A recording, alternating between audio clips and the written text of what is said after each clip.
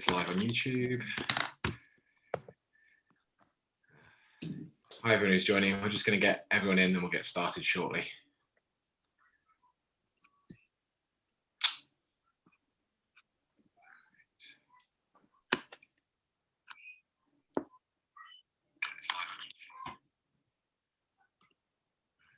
Live. We'll give it another minute.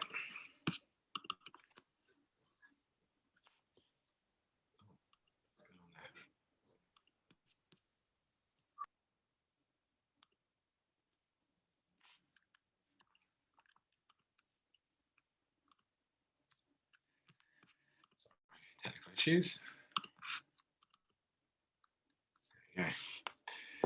All right, we'll get started. So welcome everyone. Thanks for coming along tonight. Tonight's BOTA bare bones session on the pelvis. We've got two of our senior registrars who are going to talk to you about some pelvic anatomy and some ATLS overview. Before we get started, our usual announcements. So we've got our BOTA Virtual Congress coming up in about a week, just over a week. And there's still time to register. The Congress itself is all virtual, so it can all be accessed online and for up to 2 weeks afterwards. And we'll be putting the highlights on our YouTube page. So if you'd like to watch some of that, please do register. It's totally free for anyone to register. We've also got our pre-Congress courses for those who are about to take their exam and the ST3 bootcamp, which has been run in association with the BOA. And those are running on Monday, the 5th of July. More information is on our website if you'd like to register for those. For the medical students amongst you, we've still got our medical student course running on the Wednesday with spaces available, which looks to be a great day of face-to-face and practical workshops. Finally, if you're interested in running for BOTA committee, this year's AGM will be running slightly differently on a virtual platform.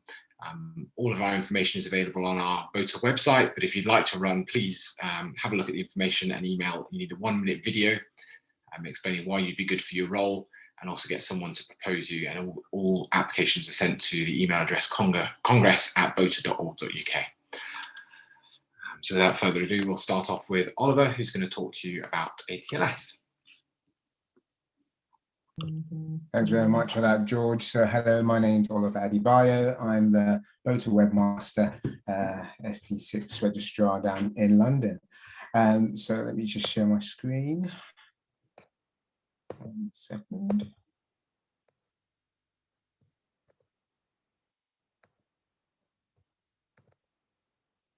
So we're going to be talking about ATLS, and today I'm presenting a quick guide to the ATLS primary survey.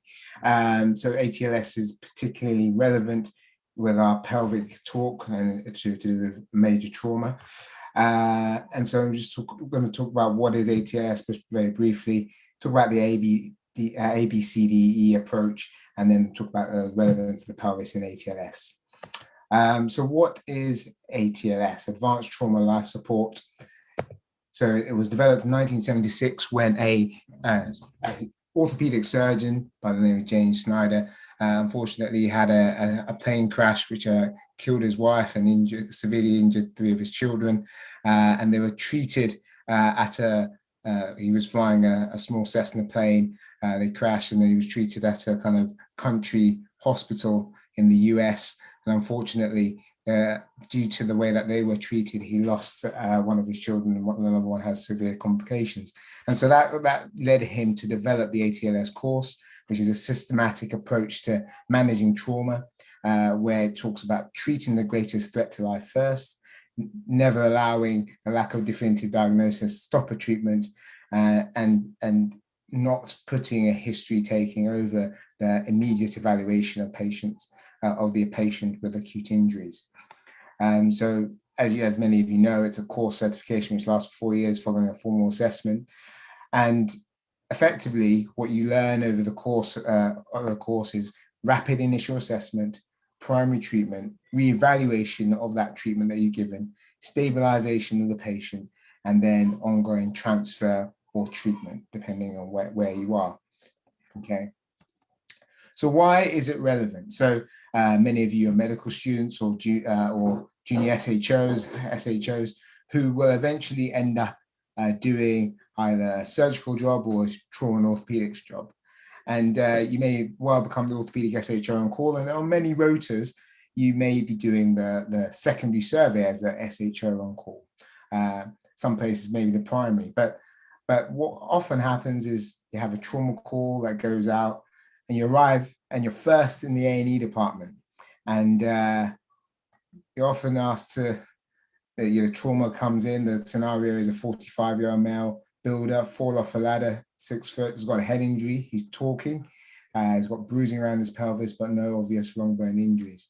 So what sometimes happens as a junior SHO, you may not have done your ATLS course, and you may get asked by the A&E reg, you've done the ATLS, right? And if you haven't, you may be worried about how to assess this patient. And this talk is basically trying to lay your fears at rest and allowing you to kind of think about just going through the ATLS approach and applying it to any patient that you find in the trauma situation. So you've been asked to take a handover and manage this patient. What would you do next? So what is the primary survey? So as many of you would have done ALS already or learned about ALS in medical school, and similar to that, it's a ABCDE approach, with A being airway with cervical spine restriction, B being breathing and ventilation, C being circulation and hemorrhage control or stopping the bleeding, D being disability or neurological status, E exposure and environment. So what are the initial steps? So whenever you deal with any trauma call at any stage, always wear your PPE because you never know what's going to happen. Okay, and you need to be ready. That includes your gloves, your gown, and any relevant visor. Okay, prepare your team. Make sure you've got enough team members. But sometimes when you're working in a DGH, you and another doctor or nurse may be the only team members that are available. I always talk about doing the C-spine walk. And one of the first things about the airway control and C-spine protection in the ATLS is having your two hands held together, ready to hold the neck in place, so that you're protecting their C-spine. Okay, and once you've done that, or you've got someone to do that, or two blocks to hold to at least keep them from turning their neck, you want to think about the 10-second rule, being able to assess the ABCDE in 10 seconds. And that could be done by simply identifying yourself, asking the patient's name, and asking what's happened. Because in that simple introduction, you would have got that the airway is patent, that they're talking, the GCS is enough for them to have a conversation with you, and they've got enough circulatory volume that they're perfusing their brain. So plenty of information in just simply introducing yourself to the patient, something that we can often get carried away with when we've got a handover from A&E and no one's actually speaking to the patient themselves. So airway. Okay, so once you've got the C-spine stabilized with you or someone else holding the neck, then you can assess the ATE approach. And first, you want to look at the airway, starting with foreign bodies, looking at injuries around the mouth. You want to listen, see if there's any foreign bodies that you can extract really easily. Then you want to listen for breath sounds. Okay, gurgling may indicate excessive secretions. Snoring may indicate a floppy airway. And if that's the case, you want to deal with those things. So you're going to treat. So the first thing that you can often do is a jaw thrust or a head tilt.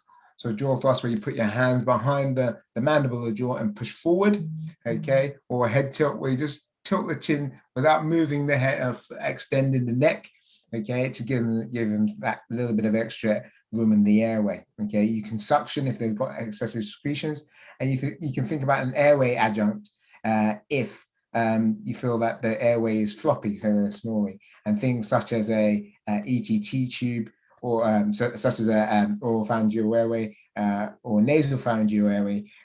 So Goodell, as an example, as an oropharyngeal airway, can help to deal with snoring from an airway.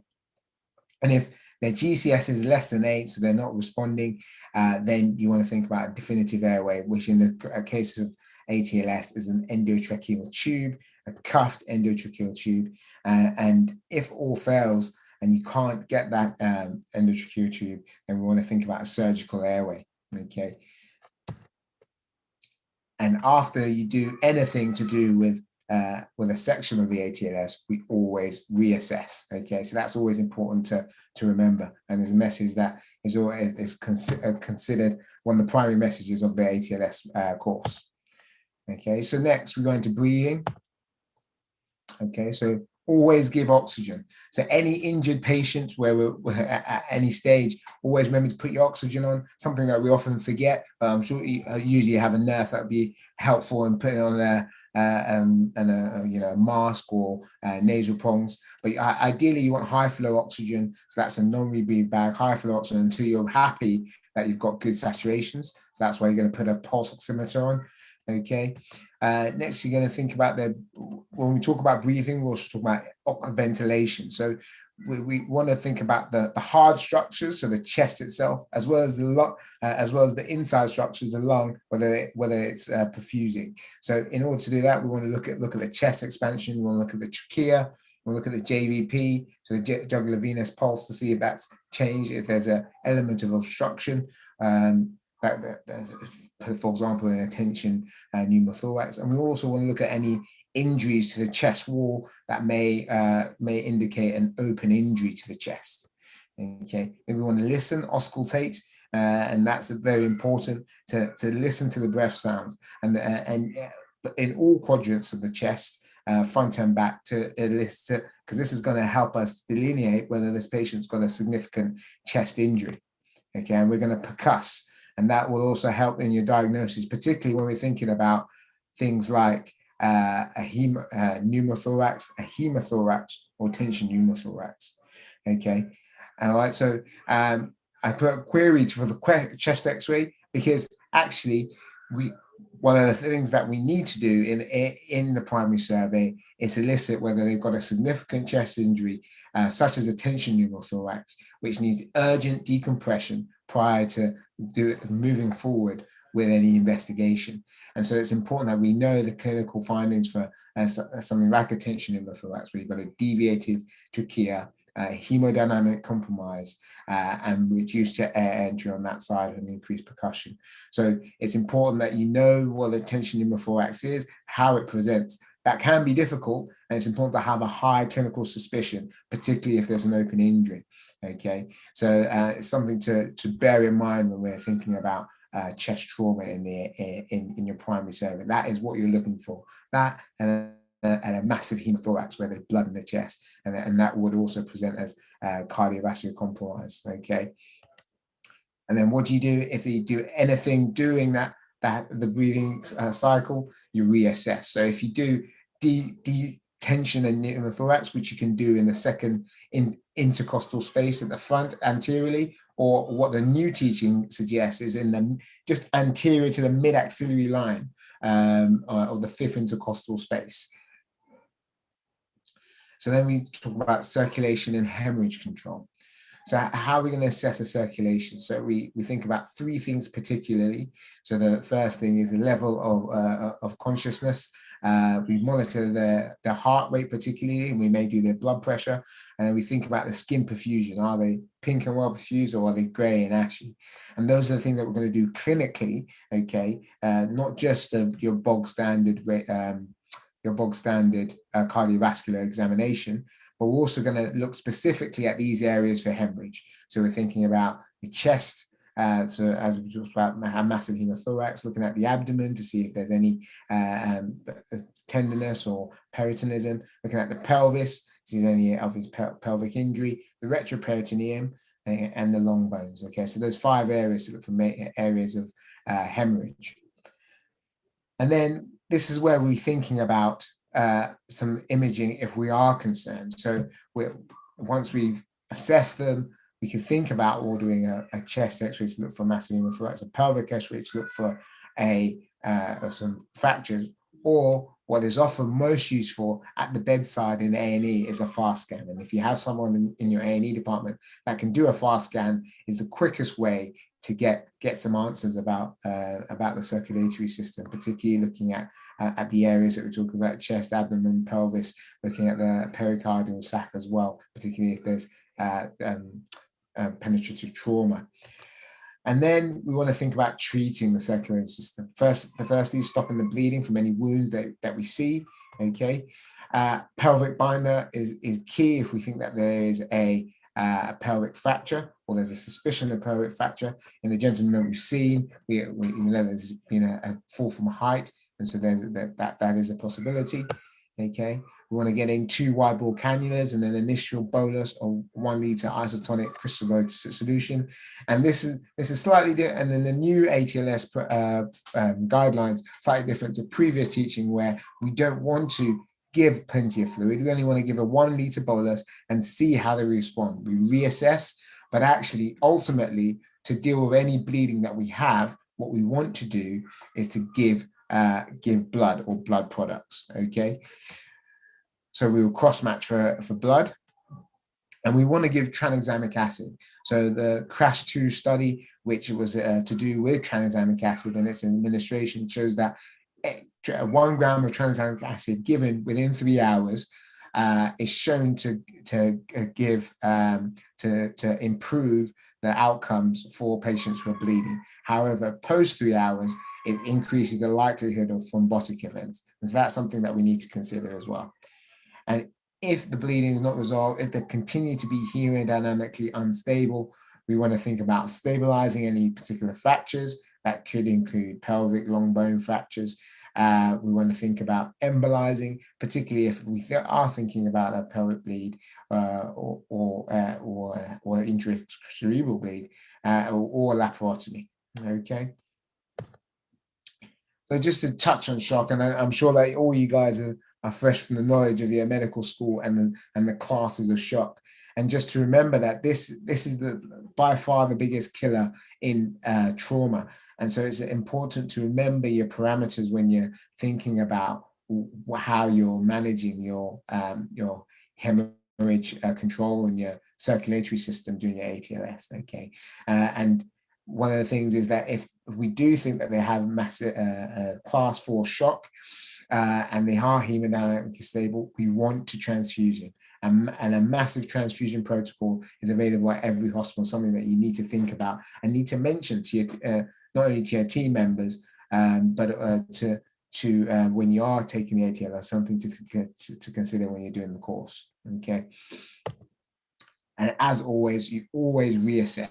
So once you've given an intervention, you've given them that fluid bolus, you've asked some blood, you've given the blood, you stop the bleeding, you want to go back to the top from your airway and reassess. And then we go to disability. And in disability, we're thinking about the Glasgow Coma Scale. And I say, if the Glasgow Coma Scale, as per ATLS guidelines, is less than 8, we want to think about intubating. And that means that if the GCS has changed in any way and you're worried about their airway, you go back to the start. Go back to the start and want to think about managing their airway, because that's the thing that's going to kill them first, okay? And then we want to think about whether they're hypoglycemia, okay? So we want to actively take sugars in order to evaluate whether this could be causing some of their symptoms, okay? If they want to think about any drugs or intoxicants that they may have taken as part of their episode. And if you don't know your Glasgow Coma Scale, you want to get that in the back of your head, because you're going to use it throughout your entire medical career, okay? And again, once you've assessed this part and things have changed, or you've done an intervention, you've given maybe some sugar for hypoglycemia, their GCS has changed, you always want to go back and reassess. And finally, exposure and environment. So one of the biggest things that you need to do when you have a trauma patient is expose them fully, okay? And that means making sure that you've not missed any initial injuries that could be contributing to their current clinical picture. And then you always want to check a temperature. As you can see from the picture, you can lose heat through a number of ways from a patient who's uncovered in an A&E department. And so it's important that once you check the temperature, you always recover the patients with blankets to prevent hypothermia, okay? And then you want to think about giving them warm fluids. And once you've done that, always reassess, okay? So that's vital in order to manage a patient. And hopefully once you've reassessed, the patient is more hemodynamically stable, that patient that's come in with that potential pelvic injury has gone on now a more normal blood pressure, a heart rate, and has got a reasonable GCS, airway is patent. We can start to think about further management of this situation, often with a trauma CT, but we often start the secondary survey before we go into further imaging, and that involves taking an ample history, so asking the patients about their allergies, their medications, past medical history, if they're pregnant, if they've had any last meals, when their last meal was and what are the events, and then doing a quick top-to-toe investigation, an examination of the patient, okay, and looking for any wounds on their head, checking their eyes. We want to, if we haven't cleared their C-spine already, but in a patient with a major trauma, we wanted to immobilize their C-spine completely before and make sure we cleared it via CT prior to moving on, okay? And then we'll need to, like I said, go down, do a formal log roll to evaluate their spine, and then check their neurology. Okay, and then we may go on to doing that trauma CT if not done already. So pelvic fractures and acute trauma, important because we want to aim to prevent early death from bleeding. They're a source of hemorrhage, of major hemorrhage, and we want to inspect them fully, particularly around the perineal area for perineal lacerations. Morel lesion, which is what we see here, where there's degloving and extensive bruising of the perineal region. We want to look at the genitals, do a PR exam and a neurological exam. Okay, particularly L5S1 are often affected in a pelvic fracture.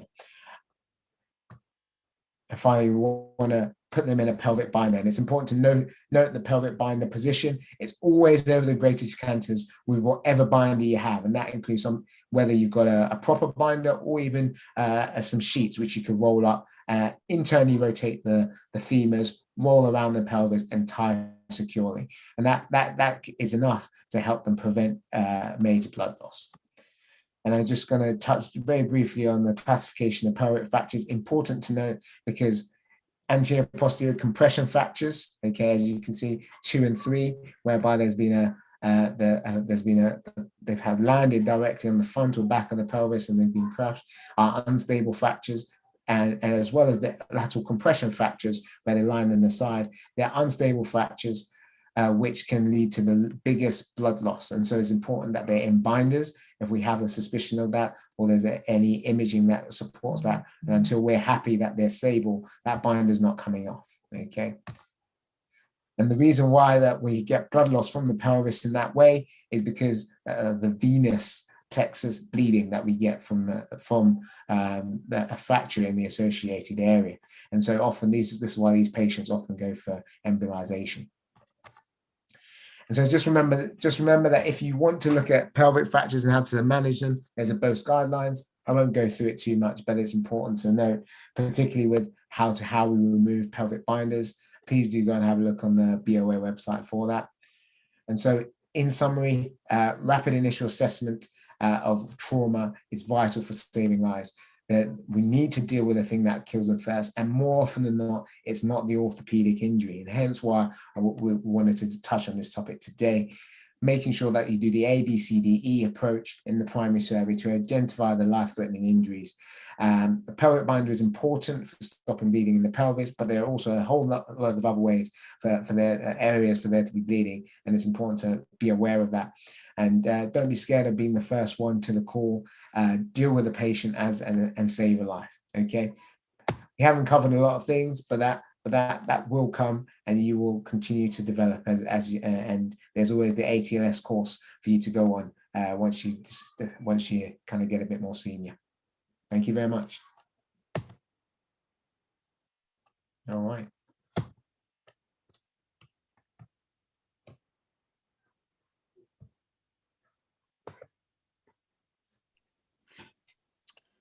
Thanks for that, Oliver.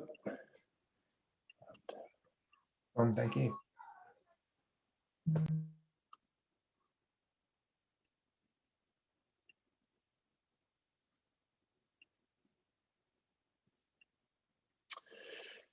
So, hi, my name is Chris Lewis. I'm the BOTA Education Rep, and I'm going to very quickly fly through some basic pelvic anatomy and just very quickly going through pelvic x-rays, which I think is something certainly as a junior you're often expected to do, and something I probably initially was slightly out of my comfort zone.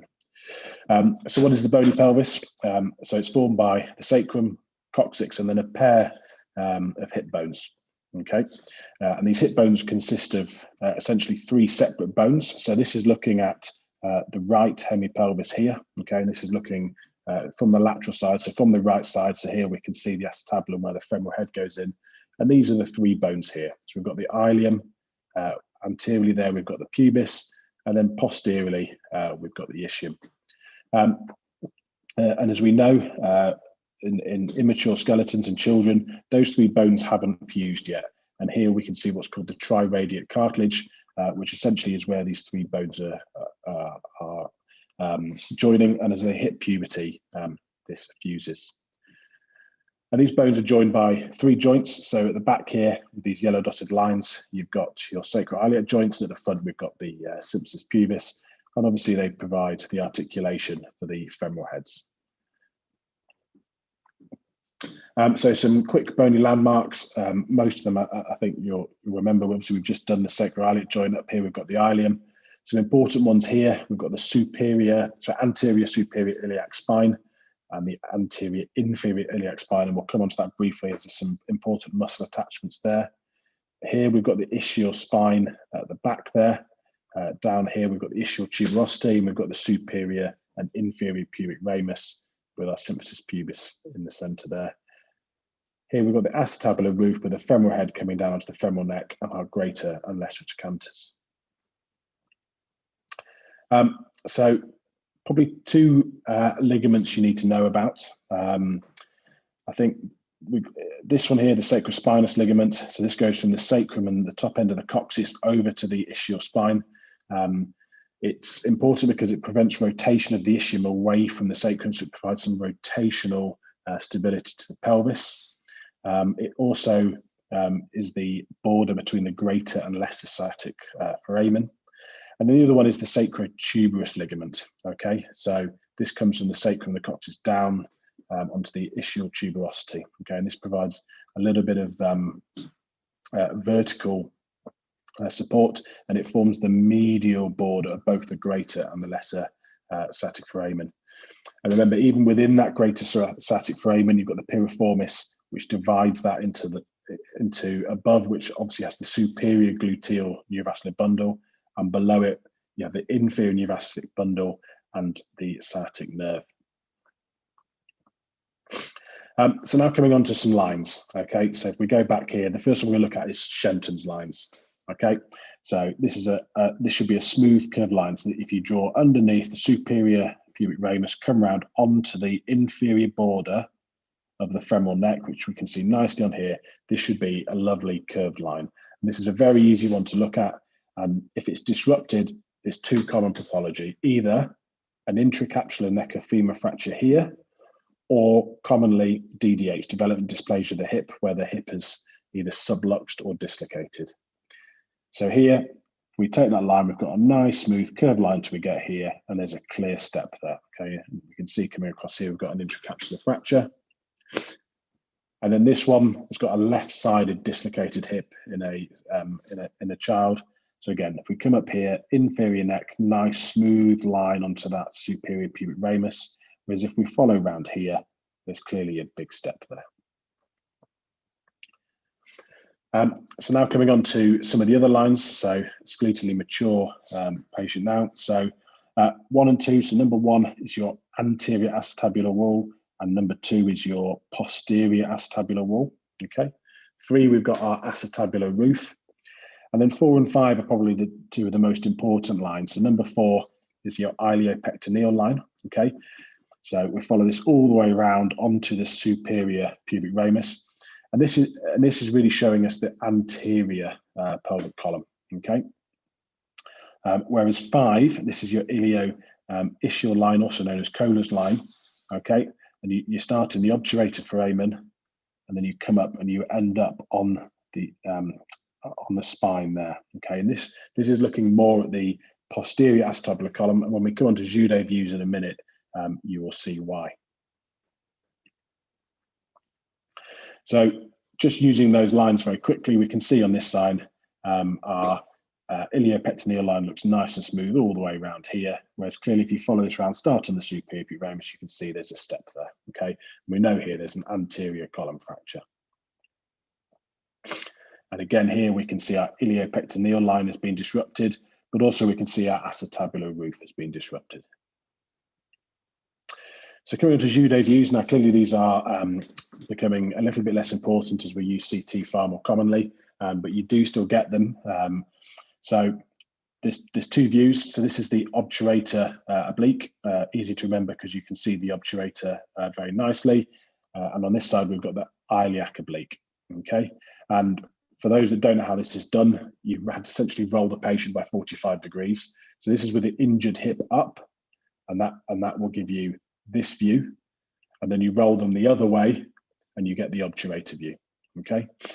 And essentially each view gives you a very different view of the pelvis. So this is the obturator view because you can see the obturator foramen perfectly, okay? And this gives us a perfect view of that iliopectineal line, so the anterior acetabular column, okay? And you get a lovely view of the posterior acetabular wall, okay? Whereas when we get the iliac oblique, you get a beautiful view of this posterior column, and you get a nice view of the anterior acetabular wall. So remember, you see the posterior column and the anterior wall, and vice versa on the other ones. So coming on finally just to some muscle attachments, as I think these are common injuries that we see. So iliac crest, you've got your abdominal muscles attaching. That anterior superior iliac spine, you've got sartorius, and also you've got your tensor fascia there, whereas your anterior inferior iliac spine, you've got the rectus femoris, okay? We know at the greater trochanter, we've got our gluteus medius and minimus, and ilius psoas is attaching at the lesser trochanter. And then here, we've got our adductors attaching up here, and our ischial tuberosity, we've got our hamstring muscles, okay? And these are, we see a lot of avulsion injuries, and these are most common in adolescents, so around the age of 14 to 17, with a slight male dominance. So here we've got the anterior superior iliac spine. As you see on this side, it looks fine, but this one it's just pulled away. So we know it's going to be sartorius or tensor fascia, and this is a stable injury and can be treated with crutches, rest, and activity modification, and normally settles over about 4 to 6 weeks. We then come down onto our anterior inferior iliac spine, okay? And this is our rectus femoris, okay? So it's the straight head, and you can see here it's just pulled off there. Again, this is normally a forced hip extension with the knee inflection, so quite often kicking a ball at the same time as someone, or kicking something that you think is going to move and it doesn't. And again, very similar. These patients can go home by to a fracture clinic, can be treated with rest, activity modification, and crutches. And the last really common avulsion fracture is our ischial avulsions, is where our hamstrings attach. And this is probably the most significant. These are relatively rare, thankfully, but again, more common in adolescents.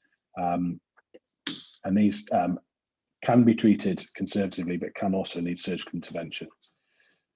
So that was a very whistle-stop tour through some anatomy and some of the bony landmarks. So thank you for that. And just a reminder that if you want to join our virtual congress next week, there are still tickets available, and we look forward to seeing you there. Thank you very much. Great, thank you very much, Chris and Oliver. We'll see if there's any questions for 1 minute, but at the moment there's none. Can I just remind everyone that you'll get a link to do some feedback at the end of this session, and in the follow-up email, if you could please do that. It really just helps us to make sure we're delivering content that you guys want to see and to the right level. So if you could please do that, that helps us a lot.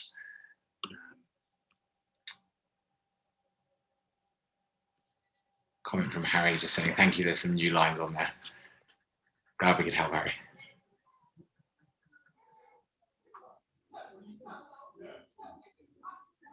Great. Well, it doesn't look like there's any questions, so I think we'll just wrap things up there. Thanks again for joining us. And we don't have a bare bones next month because it's our Congress, and we'll be back in August with PEDS. So we'll see you all then, and hopefully see some of you at Congress.